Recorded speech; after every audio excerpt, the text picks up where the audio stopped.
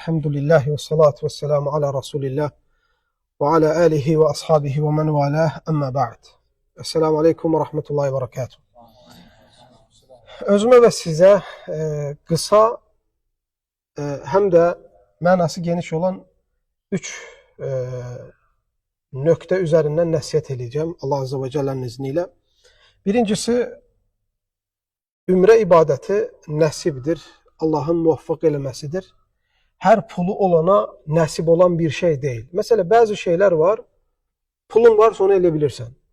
Pulun varsa maşın alırsan, ev tikirsən, onu elirsən, bunu elirsən. Amma həccə gəlmək, ümrəyə gəlmək və yaxud da bir məscid tikmək və yaxud da İslamda olan hər hansı bir dəyərli bir şeyi icra eləmək, bu qismət məsələsidir. Allah Azze ve Celle'nin insana nəsib eləmək məsələsidir. Ona görə qardaşlar, Allah bir şeyi nəsib eləyəndə qul onu etiraf eləməlidir. Və etiraf elədikdən sonra Allahın ona nəsib elədiyi bu şeyin şükrünü əda eləməlidir. Hətta Allah almasın deyə. Və aleykümselam. Bu baxımdan qardaşlar, burada olmanız, Məkkədə olmanız, ümrəyə gəlməniz Allahın lütfüdür və sizə Allahın verdiyi fürsətdir. Allah sizə bunu nəsib elədi. Ona görə birinci nəsihətim nədir? İxlas. İmam Sufyan Əth-Thawri İslam ümmətinin, qardaşlar, 2-ci, 3-cü əsrdə yaşamış ən böyük alimlərindən biridir. Buyurur ki, niyyətim qədər həyatımda çətin müalicə elədiyim heç bir şey olmadır. Hər dəfə müalicə elədikcə mənə müxalif olmağa çalışırdı. Ən çətin müalicə elədiyim, islah elədiyim şey mənim niyyətim olub. İnsan bir xeyr əməl eləmək istəyəndə sadəcə burada mücadilə eləmir. Xeyr əməl etmədən öncə ixlas önəmlidir. Əməli etmək əsnasında ixlas önəmlidir. Əməli edib bitirdikdən sonra yenə ixlas önəmlidir. Ona görə biz etdiyimiz salih əməllərdən bizə fayda verən hansıdır? Sonuna qədər ölənə kimi etdiyimiz o əməlin Allah rızası üçün qalmasıdır. Amma insanların sözü, insanların bəyənməsi, insanların sənası, bunlar insana nə dünyada nə ahirətdə fayda vermir. Ona görə qardaşlar, Peyğəmbər sallallahu aleyhi və səlləm sahih hədisdə buyurur ki, İnnəməl ə'məlu bin niyyət. Əməllər nəyə görədir? Niyyətə görədir. Adamlar var ki, Məkkəyə gəlir, desinlər ki, hacıdır, Məkkəyə gedib, belə var. Adamlar var desin ki, filan da filan yerə getdi. Bunların hamısı riyakarlığın növlərindən biridir. Əməlin ixlasla olmamağının amillərindən biridir. Sən bu torpaqda hər hansı bir ibadəti gerçəkləşdirmək istəyəndə bunu sadəcə Allah istəyib deyə və əcrində Allahdan umaraq eləməlisən bunu. Bir gözəl söz var elm əhlindən, buyurur ki, İnnəl arda la tuqaddisu əşxasan. İnnəmə yuqaddisu şəxsə ə'mələhu. Torpaq insanı müqəddəsləşdirmir. Torpaq insanı təmizləmir. Torpaq insanı mübarək eləmir. Biz bəzən o vaxtlar avtobusla gələn vaxtlar həcə eşidirdik. Bəzi ağsaqqallar gəlirdi. Məkkəyə çatanda deyirdi, Bismillah. Artıq mənə həcə deyə bilərsiniz. Mən artıq oldum mübarək və müqəddəs. Belə deyil qardaşlar. Torpaq, yəni Məkkədə olan bu gördüyünüz yerdəki olan torpaq daş, başqa yerdə olan torpaq daşla bir fərqi yoxdur. Bunun bir özəl bir bərəkəti yoxdur. İnsan bir yerə gəldisə mübarək olmur. İnsanı mübarək eləyən insanın əməlləridir. İnsanın gözəl əməlləridir, insanın ixlasıdır. İkinci tövsiyə eləmək istədiyim odur ki, ibadətin qəbul olması üçün birinci şərt bildik nə idi? İxlas idi. İkinci şərt nədir? Yox. İkinci şərt nədir? Əməlin sünnəyə uyğun olması. Yəni, ümrəyə gəldim də, Məkkəyə gəldim də məsələ bitmir. Etdiyimiz ümrənin detaylarının hamısı şəriətə uyğun olmalıdır. Ehramımız Peyğəmbər s.ə.v-in öyrətdiyi kimi olmalıdır. Tavafımız eyni şəkildə. Səyimiz eyni şəkildə. Məkkədə etmək istədiyimiz bütün ibadətlərdə, Məkkədən kənarda etmək istədiyimiz bütün ibadətlərdə əsas iki təməldən biri nədir? Etdiyimiz əməllər Peyğəmbər s.ə.v-in sünnəsinə uyğun olmalıdır. Adicə siz tavafa baxsanız, nə qədər müxalifətlər var, nə qədər yanlış eləyənlər var. Kəbənin hər tərəfinə sürtünənlər, hər tərəfinə öpənlər, hər tərəfinə, nə bilim,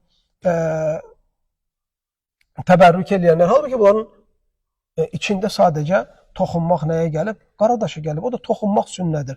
Yoxsa qaradaşın özü səni mübarək eləmir və yaxud da qaradaşın özü sənə şəfa vermir. O bir daşdır. Sadəcə əməl, bizdən olan o pratik əməl, o hərəkət, o feil Peyğəmbər sallallahu əleyhi və səlləm edib deyə biz onu elədiyimiz üçün savab qazanırıq. Məsələn, tavafda görün insanlar var. Fikir verin, tavafın başlanğıcından sonuna kimi nə qədər müxalifətlər eləyir. Toplum şəkildə yığılırlar. Allahümmə inni bir nəfər. Arxasında olan qrup Allahümmə inni 50 adam birdəndir. Onların sağında, solunda olan da necə zikir eləməlidir, necə dua eləməlidir, necə könlünü, qəlbini Allaha bağlamalıdır. Diqqəti dağıdırlar mı qardaşlar? Diqqəti dağıdırlar. Və s. kimi. Səfa və Mərvada görürsən ki, o iki yaşıl işığın yanında qadınlar qaçmır orada. Baxırsan ki, qadınlar qaçırlar. Yəni bir adam onları öyrətməli deyil idi və yaxud onlar öyrənməli deyil idimi ki, burada qadına məxsus ibadət budur, kişiyə məxsus ibadət budur. Tavafı bu şəkildə eləməlisən, səyi bu şəkildə eləməlisən. Ona görə dinimiz, qardaşlar, Allah tərəfindən müəyyənləşdirildiyi üçün ibadət məsələlərində. Bizim onu nə artırmağa, nə əksiltməyə ixtiyarımız yoxdur, izinimiz yoxdur. O şəriətdə nə şəkildə gəlibsə, o şəkildə olmalıdır. Biz onu artırsaq, azaltsaq, o əməlin bizə nə dünyadan, axirətdə faydası yoxdur. Məsələn, günorta namazının fərzi nə qədərdir? Nə qədərdir? Sən nə qədər qılırsan? 4 rəkət qılırıq. Sən onu 5 qıla bilərsən bir gün. Və yaxud da mən bugün yorğunluğam 3 qılacam, kifayət deyə bilirikmi? Yox. Şəriət bunu müəyyənləşdirib. Ona görə şəriətin müəyyənləşdirdiyi ibadətləri şəriətdə müəyyənləşdirilən kimi əda etməliyik. Üçüncü tövsiyəm nədir? Hər yerdə və xüsusilə də Məkkə və Mədinədə səbir və əxlaqlı olmaq. Səbirli olmaq və əxlaqlı olmaq. Adicə tavafa girəndə görürsünüz, qadınlar gəlir istəmədən sənə toxunur, dəyir, sıxlıq. Ehtiyatlı olacaqsan. Qadın toplumlarından uzaqda tavaf eləyəcəksən. Qadın olan toplumlara, dəstələrə yaxın getməyəcək. Ehtiyatlı olacaqsan. Və yaxud da özündən yaşlıları əlinlə, çiyninlə hilləməyəcəksən. Yaşlılar olan yerdən araldırmağa çalışacaqsan. Tavaf əsnasında kimisə əziyyət verməməyə çalışacaqsan. Bir adam sənə qarşı sərt davrandı, artıq söz dedi, artıq hərəkət elədi, yola verməyə çalışacaqsan. Burada əxlaqı həm öyrənmək, həm sərgiləmək əsas mətləblərdən biridir. Və eyni zamanda burada gördüyünüz nələrə səbir. Məsələn, bu otel nə qədər uzaqdır haramdan? 4.5. Yəni 4-5 kilometrdə bunun arasıdır. Sən təsəvvür elə, bu izdihamda, bu sıxlıqda bir adam oteldən çıxır, fəcrə gedir harama. Buna səbir istəmirmi? Səbir istəyir. Bəziləri 10 kilometrdən gəlir, səbir istəmirmi? İstəyir. Haramın sahəsinə girdikdən sonra namaz qılan yerə getməyə bəlkə 10 dəqiqə istəyir. Bəzən o qədər izdiham olur. Səbir istəyirmi? İstəyir. Ona görə qardaşlar, bu torpaqlarda bu ibadətləri gerçəkləşdirmək üçün eyni zamanda səbir gərəkdirir. Deyinmək, söylənmək, onu eləmək, bu şeylər olmaz. Bu zaten gəlmədən öncə bilirdik ki, bu şeylər var.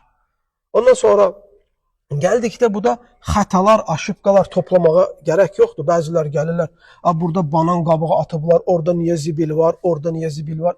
Bəzən olur da evində 3 uşaq olanda arvad yazıq evdə səhərdən axşama kimi ev təmizə çıxarda bilmir. Əlindən düşmür təmizləmək, səhərdən axşama kimi ev yenə təmizə çıxmır. Milyonlarla insan gəlib çıxır. Bunları nə qədər sistem, qayda, qanun qoysan da istədiyin şəkildə onun qarşısını ala bilməyəcəksən. Amma ona rağmen sual verirəm. Müsəlmanların özü din olaraq təmiz olmamalıdır, hətta o zibil orada görünməsin deyə. Ona görə eğitim insanın ailəsindən başlamalıdır. Mən ailəmdə tərbiyə görsəm ki, yedikdən sonra əlimdəki bir qalığı insanların toplum olan yerə, əziyyət verən yerə uyğunsuz biri atmaq olmaz. Mən bunu eğitim aldıqdan sonra istərsən Məkkəyə gəlim, istərsən Mədinəyə, istərsən Afrikaya gedim. O əxlaqı mən icra edəcəm.